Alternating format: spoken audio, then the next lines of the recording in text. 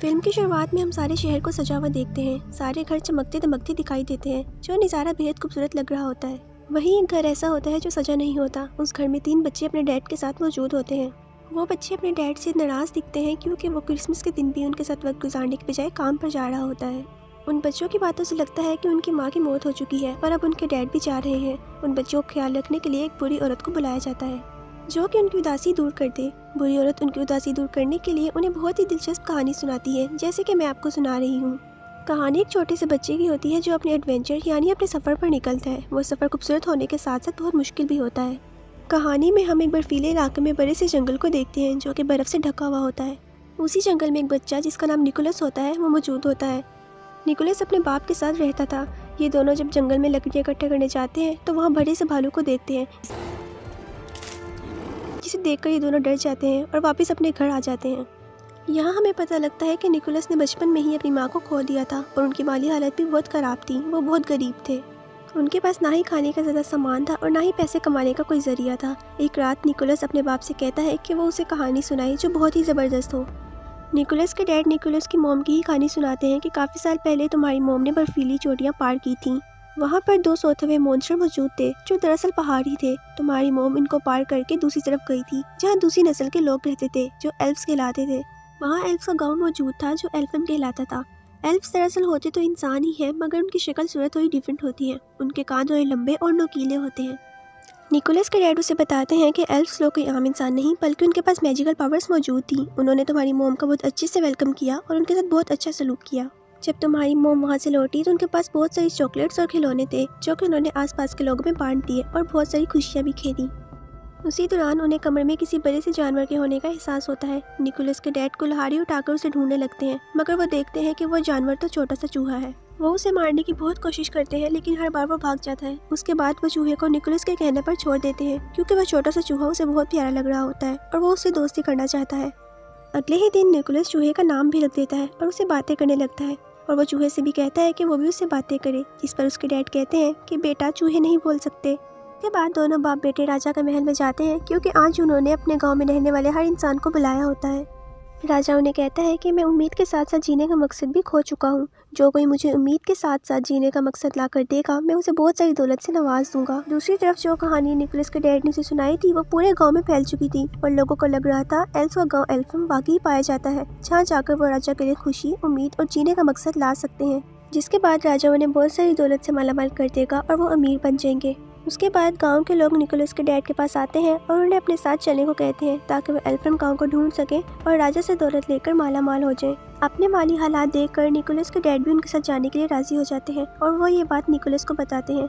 Nicholas को ये बात कुछ पसंद नहीं आती लेकिन वो उसे तसल्ली देते हैं और कहते हैं कि बेटा मैं 7-8 दिनों के अंदर लौट आऊँगा और मेरे आने तक तुम्हारा ख्याल मेरी बहन रखेगी। जब उसके डैड की बहन घर आती है तो उसके डैड के सामने बहुत अच्छी बातें करती है और निकोलस के साथ भी बहुत अच्छा सलूक करती है, लेकिन जब वो चले जाते हैं तो वो अपना असल चेहरा दिखाना शुरू हो जाती है। वो सारे घर पर कब्जा करके निकोलस से बहुत बुरी तरह पेश आती है और उसे सामान समेत घर से निकाल देती है। निकोलस के सामान में उसकी गुड़िया जो कि सब्जियों से बनी हुई थी वो भी मौजूद थी। वो गुड़िया उसकी मोम ने उसके लिए बनाई थी और वो उसे बेहद अजीज थी क्योंकि वो उसकी मोम की आखिरी निशानी थी। इस बाहर अपने लिए टेंट लगाता है और अपने दोस्त चूहे के साथ रात गुजारता है। अब काफ़ी दिन हो चुके थे मगर उसके डैड वापस नहीं आए। अब निकोलस को भी अपने डैड के लौटने की उम्मीद खत्म हो चुकी थी। उसे लगता है कि कहीं उसके डैड के साथ कुछ बुरा ना हो गया हो। खाने की तंगी तो उन्हें पहले से ही थी, लेकिन एक दिन उनके डैड की बहन उसके लिए एक मज़ेदार सूप बनाती है। निकोलस उसे बहुत मज़े से पीता है, मगर साथ ही वो बताती है कि ये सूप उसने निकोलस की गुड़िया से बनाया था। ये सुनकर निकोलस को काफ़ी बुरा लगता है और उसे गुस्सा भी आ जाता है। वो उस पर चिल्लाने लगता है, मगर साथ ही उसकी नज़र अपनी जलती हुई टोपी पर पड़ जाती है जो उसकी मोम ने ही बनाई थी और वो भी उसे बहुत अजीज थी। वो जल्दी से उसे उठाता है और बाहर बर्फ़ पर लाकर आग बुझाता है। वो देखता है कि टोपी पर नक्शा बना हुआ है और ये नक्शा बिल्कुल वैसे ही था जैसे उसके डैड ने उसे कहानी में सुनाया था। ये देखकर उसे यकीन हो जाता है कि उसकी मोम की कहानी बिल्कुल सच्ची थी। फिल्म का गाँव सच में पाया जाता है जहाँ जादू है, इसलिए वो फैसला करता है कि वहाँ पर जाएगा और अगले ही दिन वो अपने साथी चूहे के साथ सफ़र पर निकल जाता है। सफ़र के दौरान वो चूहे को नए नए अल्फाज सिखाता है जबकि वो जानता भी है कि चूहा बोल नहीं सकता। एक दिन का लंबा सफर तय करने के बाद वो एक गांव में पहुंचता है जहां उसकी मुलाकात एक बुरी औरत से होती है जो उसे वापस जाने का कहती है और ये कहती है कि तुम्हारी मेहनत बिल्कुल जाया जाएगी। एल्फम का गांव पाया ही नहीं जाता, उसकी तलाश में तुम खुद गुम जाओगे। लेकिन वो उसकी बात नहीं सुनता और अपने सफर को जारी रखता है। कुछ दिन का सफर करने के बाद वो एक गाड़ में पहुंचता है। वहाँ भी बहुत बर्फ थी। वहाँ वो पत्थर को रगड़ कर आग जलाता है और फिर दुआ करता है कि अगर जादू सच में पाया जाता है तो मेरा चूहा बोलने लग जाए। तभी उसका चूहा बोलने लगता है। निकोलस ये देखकर बहुत हैरान हो जाता है। वो हैरान तो था ही मगर अब उसका जादू पर यकीन और बढ़ जाता है। अब उसका चूहा दोस्त इतना बोलता था कि उसे सफर में अकेलापन महसूस ही नहीं हुआ। जब वो जंगल से सफर कर रहे थे तो एक बारहसिंगा हिरन ने उन पर हमला कर दिया। निकोलस उससे बचने के लिए दरख्त पर चढ़ जाता है और देखता है कि हिरन के अंदर तो तीर घुसा हुआ है। तभी वो इतनी बेचैन थी। निकोलस पेड़ से उतरता है और उसके पास आता है। पहले तो उसे प्यार करता है और फिर उसके अंदर लगा तीर निकाल देता है, जिससे उस हिरन को सुकून की सांस आती है क्योंकि पहले वो बहुत दर्द में थी। क्योंकि निकोलस ने हिरन की जान बचाई, हिरन उसे बहुत प्यार से देखती है और उसके बाद वो वहाँ से जाने लगता है। मगर काफी दूर जाने के बाद वो देखता है हिरन उसके पीछे आ रही है। वो हिरन को अपने पीछे आने से मना करता है। वो कहता है कि मैं सिर्फ ये जानता हूँ कि मेरी मंजिल कहाँ है, मगर ये नहीं जानता कि मुझे कितना वक्त लगेगा। तुम अगर मेरे साथ आई तो भूख से मर जाओगी। मगर वो हिरन खाने की नहीं बल्कि प्यार की प्यासी थी, इसीलिए वो अभी भी उसके पीछे आ रही थी। निकोलस उसे अपने ग्रुप में शामिल कर लेता है और अपनी मर्जी से उसका नाम रख देता है। वो नाम एक जगह का था जो जगह उसे बहुत पसंद थी। आगे का सफर वो हिरन पर बैठ के तय करता है और वो उस जगह पे पहुंच जाता है जहाँ 2 बड़े सोते हुए मॉन्स्टर मौजूद थे, जो असल में पहाड़ ही थे। और ये बात उसके डैड ने उसकी मॉम की कहानी में उसे बताई थी। तो इसका मतलब ये हुआ कि उन पहाड़ों के पीछे एल्फम गांव है। मगर जब तीनों उन पहाड़ों को पार करके जाते हैं तो इन्हें सवाई बर्फीली हवाओं के कुछ नहीं दिखता। उसी दौरान निकोलस बेहोश होकर गिर जाता है क्योंकि काफी दिनों से उसने कुछ नहीं खाया और साथ ही ठंड भी बहुत थी। इसी दौरान एक बच्ची अपने दादा के साथ वहाँ आती है। जब वो बुरा आदमी निकोलस को बेहोश देखता है तो उसके पास आता है। जब वो ये देखते हैं कि ये इंसान है तो वो उसे मदद करने से मना कर देता है। तभी बच्ची कहती है कि हमें किसी को भी मुसीबत में अकेला नहीं छोड़ना चाहिए। जो भी जरूरतमंद हो, जिसे मदद चाहिए, हमें उसकी मदद करनी चाहिए, फिर चाहे वो इंसान हो या एल्फ। बच्ची की बात सुनकर उसके दादा निकोलस पर एक जादू पड़ते हैं जिससे वो फौरन होश में आ जाता है। अब बड़े आदमी ने उस पर यकीन का जादू किया होता है, यानी वो जिस चीज को सोचेगा और उस पर यकीन करेगा वो हकीकत में होने लगेगी। मतलब कि यकीन हकीकत में दिखने लगेगा। निकोलस उन्हें बताता है कि मैं अपने डैड को ढूंढने आया हूँ। वो एल्फम की तलाश में निकले थे मगर अभी तक वापस नहीं आए। जिसके बाद वो कहता है कि आप ही बता दीजिए कि एल्फम कहाँ है। जिस पर बच्ची बोलती है कि अभी हम एल्फम के बाहर ही खड़े हैं, मगर उसे तो बर्फ के सिवा कुछ नहीं दिखता। तभी बुरा आदमी कहता है कि तुम यकीन करो और फिर देखो। वो यकीन करता है और ये सोचता है कि मेरे सामने एल्फम गांव है और अब की बार वो सच में एल्फम गांव में मौजूद होता है।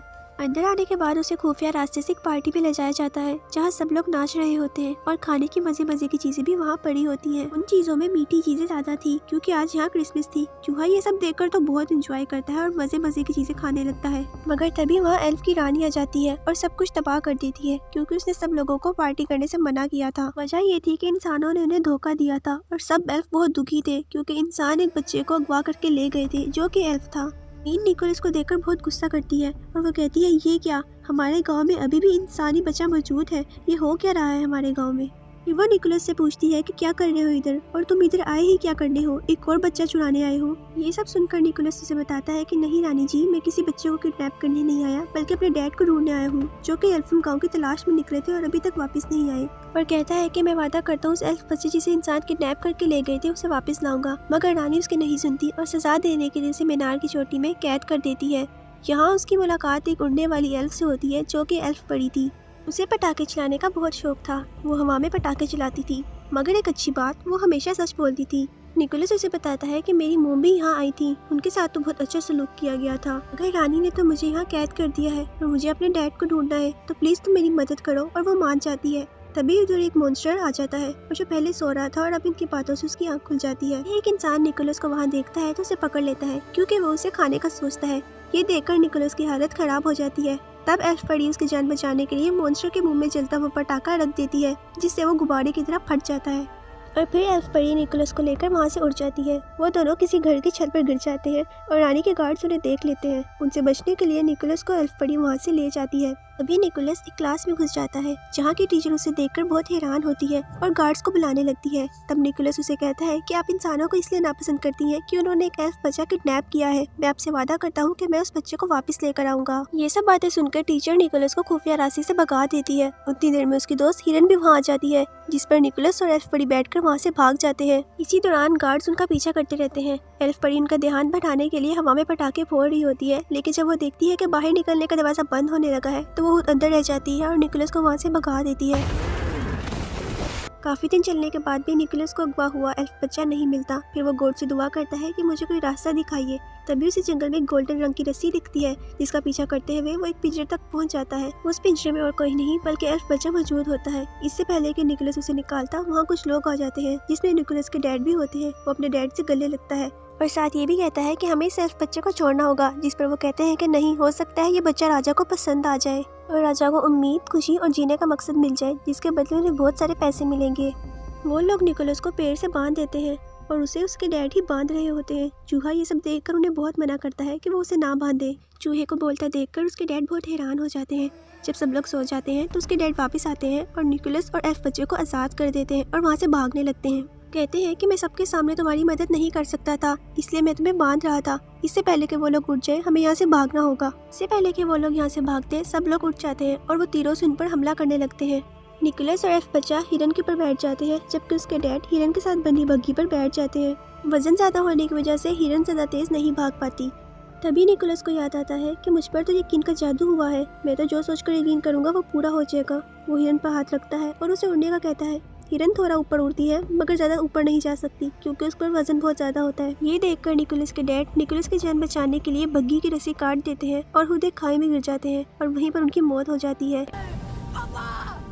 ये सब देखकर निकोलस को बहुत दुख होता है। निकोलस और हिरन एल्फ बच्चे को वापस एल्फम पहुंचा देते हैं। अब चूंकि निकोलस ने अपना वादा पूरा किया कि वो बच्चे को वापस ला कर देगा, तो सब लोग बहुत ही खुश थे। निकोलस को ढेर सारे खिलौने इनाम में देते हैं। इससे उसे बहुत खुशी होती है। तभी उसे ख्याल आता है क्यों ना मैं बच्चों में ये खिलौने बांट दूं और खुशियाँ फैलाऊं। तब वो एल्फम के लोगों से कहता है कि आप यहाँ जो कुछ बनाते हैं, खिलौने, कैंडीज, चॉकलेट सब बना दें, ताकि मैं वो सब चीज़ें बच्चों में बांट कर खुशियाँ फैला सकूं। उसकी बात सुनकर सब लोग खिलौने, चॉकलेट्स, कैंडीज बनाने लगते हैं और वो बना भी लेते हैं, जिसे काफ़ी बड़े थैले में डालकर निकोलस को देते हैं। वो ये सब चीज़ें लेकर भी थोड़ा ही आगे जाता है कि वहाँ पर एल्फ रानी आ जाती है और वो उसे रोकने के लिए अपने जादू से उल्टा लटका देती है, क्योंकि उसे इंसान पसंद नहीं होते। उसे लगता है कि इंसान मतलबी होते हैं। तभी उसकी नज़र निकोलस के गले में लटके एक लॉकेट पर पड़ती है। वो लॉकेट निकोलस की मोम का था। निकोलस उसे बताता है कि ये लॉकेट मेरी मोम का है। रानी ये सुनकर जज्बाती हो जाती है और निकोलस को नीचे उतार देती है और बताती है कि काफी साल पहले तुम्हारी मोम यहाँ आई थी। हम दोनों बहुत अच्छे दोस्त थे। उसने मुझसे वादा किया था कि मैं वापस आऊंगी, मगर वो लौट कर नहीं आई। निकोलस उन्हें बताता है कि अगर वो होती तो जरूर आती, मगर बीमारी की वजह से उनकी मौत हो चुकी है। ये सब सुनकर रानी समेत सब लोगों को बहुत दुख होता है और वो हैरान भी होते हैं। रानी को भी यकीन आ जाता है कि सब इंसान एक जैसे नहीं होते। अगर इंसान बुरे होते हैं तो उनमें अच्छे इंसान भी मौजूद होते हैं। रानी निकोलस को चॉकलेट्स और टॉयज से भरा थैला ले जाने देती है। निकोलस ये सब लेकर राजा के पास पहुंच जाता है। निकोलस और राजा मिलकर बच्चों में चॉकलेट्स और कैंडीज बांटते हैं और बच्चों की खुशी राजा के लिए उम्मीद की किरण बन जाती है। निकोलस चॉकलेट्स और कैंडीज अपने डैड की बहन को भी देता है। निकोलस कुर्ता देखकर वो बहुत हैरान होती है। इसके साथ साथ वो जादू पर अब यकीन करने लगती है। राजा निकोलस से कहता है कि तुम मेरा एक काम करोगे कि हर साल इस तरह बच्चों में चॉकलेट्स और कैंडीज बांटकर खुशियाँ फैलाओगे और ये दिन क्रिसमस का दिन होगा। और हमारी प्यारी सी कहानी यहाँ पर ख़त्म हो जाती है। वो 3 बच्चे जो शुरुआत में बुरी औरत से कहानी सुन रहे थे वो खुश हो जाते हैं। जब वो नीचे आते हैं तो देखते हैं उनका घर लाइट्स और क्रिसमस ट्री से सजा होता है। ये सब देखकर बच्चों की खुशी का ठिकाना नहीं होता। जब वो औरत बाहर जाने के लिए टोपी पहनती है तो बच्चे उसके कान देख लेते हैं, जो कि बड़े और नुकीले होते हैं। तब उन्हें पता लग जाता है कि ये कोई और नहीं बल्कि एल्फ ही है। बाहर जाकर वो औरत अपने जादू से पटाखे फोड़ने लगती है, जो देखकर हमें अंदाजा हो जाता है कि ये और कोई नहीं बल्कि वो एल्फ परी ही थी, जिसने निकोलस की मदद की थी। इस कहानी से हमें सबक मिलता है कि हमें सबके साथ अच्छा सलूक करना चाहिए और खुशियाँ बांटनी चाहिए। इसके साथ हमारी प्यारी सी कहानी यहाँ पर ख़त्म हो जाती है।